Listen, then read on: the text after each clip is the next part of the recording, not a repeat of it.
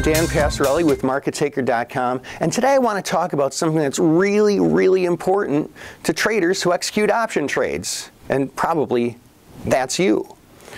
A lot of traders like to middle the market, that is, trade between the bid and the ask. Now, why would a trader want to do that? Well, because there's a market on every single option contract out there. The market is the bid and the ask.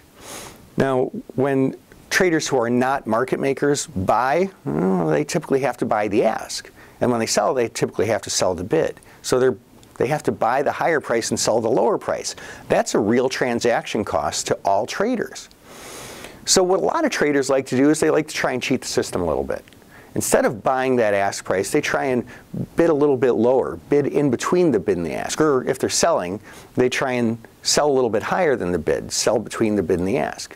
Now, sometimes that's a great idea and it works fantastically, but sometimes it's a terrible idea and it can lead to you ending up with a much worse fill price.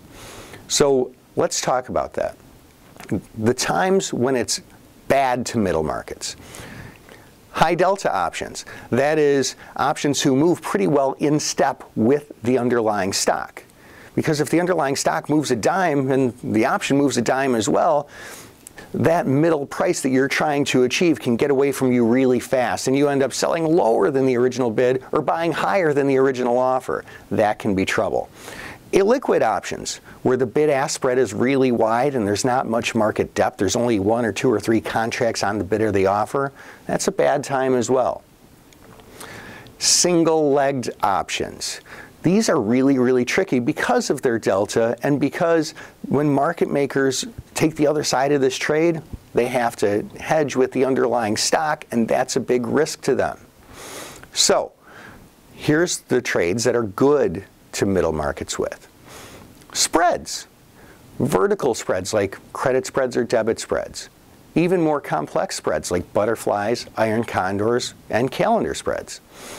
These trades are better middling candidates because of basically all the reasons I just mentioned. Because their deltas are smaller.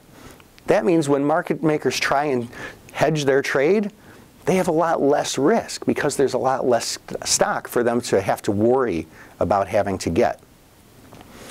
Also, those market makers have less risk in terms of all the other Greeks as well, gamma, theta, vega, rho, everything. And these trades are typically higher profitability to begin with because market makers can profit on the bid-ask of each option, so they kind of get double profit with less risk.